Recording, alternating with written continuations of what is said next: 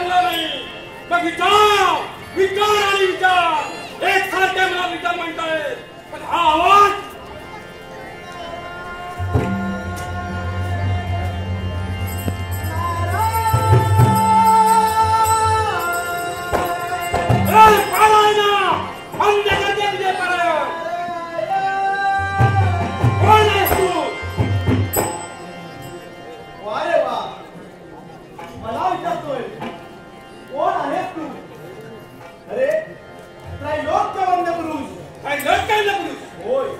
स्वर्ग मृत्यू आणि पाताळ या त्रैलोक्यामध्ये याचं भ्रमण असं नारद अशा नारद नारद तुझा नाव धंदा काय व्यवसाय काय तुझा? अरे पहिलेच सांगितलं स्वर्ग मृत्यू आणि पाताळ त्रैलोक्यामध्ये भ्रमण. भगवंताचं नामचिंतन करीत करीत त्रैलोक्यामध्ये भ्रमण करतो. खोटं बोलतोयस तू. मग सांग माझं नाव का?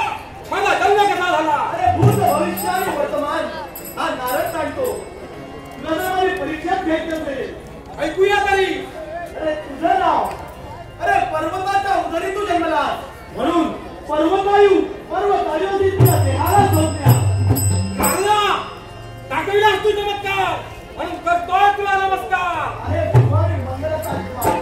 पण हे पर्वतायू शंभू महादेवाच्या कृपाशीर्वादाने पर्वताच्या उदरी तुला जन्म झाला आणि एका विशेष गोष्टीसाठी. असा कोणती गोष्ट याची तुला कल्पना आहे का? तुझे परमपूज्य पिताजी व माताजी यांनी शंभू महादेवाचं तुला प्राप्त करून घेतले एका विशेष गोष्टीसाठी. कोणती गोष्ट? गोष्ट म्हणजे कोणती असेल तर त्या दोघांच्या उदरी एक पुत्र रक्त जन्मास आलं होतं.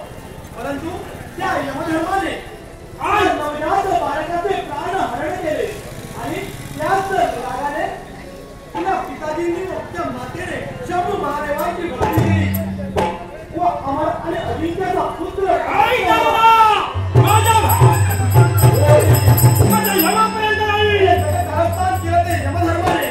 आणि त्याच यमधर्माचा सूर घेण्यासाठी शंभू महादेवांकडून तुझा जन्म झाला. म्हणून म्हणतो त्याच तुझ्या कर्तव्याची जाणीव करून देण्यासाठी इतकं यावं लागलं.